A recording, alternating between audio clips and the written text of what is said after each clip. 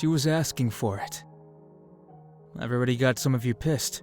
You don't even know what she was asking for. Maybe she wanted a cold drink of water. But that's not where your mind went. You're sick. Just as bad as this perverted society which will try to destroy her mind, body, and spirit.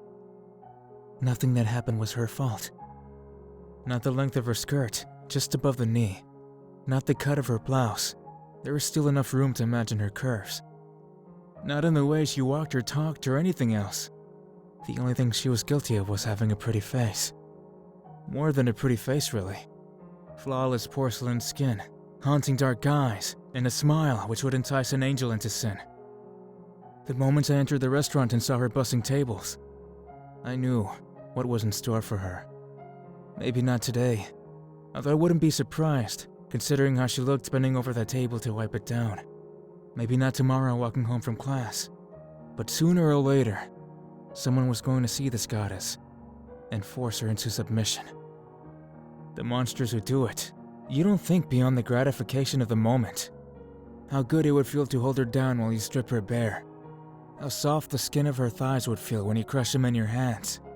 How she quivers when you enter her face contorting in the agony of pleasure. You don't think about what it would do to her tomorrow when she's crying herself to sleep. You don't stop and wonder if she'll flinch when her lover touches her a year from now, or whether she can look herself in the mirror without hating what she sees. She's lucky I took sympathy on her as I watched her bustle around the restaurant. She smiled at me when she caught me watching. She must have known I was there to protect her. When I slipped into the kitchen after her, it was just a game that made her act surprised. I was her guardian angel, the only thing standing between her and the horrors of this world. I asked her name, but all she said was, customers weren't allowed back here.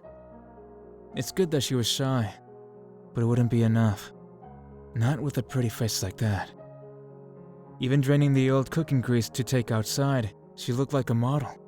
Maybe she was even trying to become one, unwittingly inviting the entire world to fantasize about what they would do to her. I followed her outside, but she still wouldn't talk to me. I was starting to get annoyed by this point, but I had to remind myself I was doing this for her sake, not my own. Back inside again, now she was threatening to get the manager, but there wouldn't always be a manager around to protect her. Even I couldn't always be there. There was only one thing that can save her. I didn't have to hold her down for long. 10 seconds in the fresh batch of boiling grease was enough to cure that pretty face. She struggled hard, but if she couldn't stop me now, she couldn't stop a real attacker in the future. 10 seconds was enough for her skin to start melting into the pan.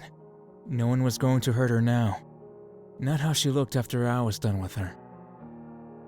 She was asking for it, but now she'll never get it. All because I saved her.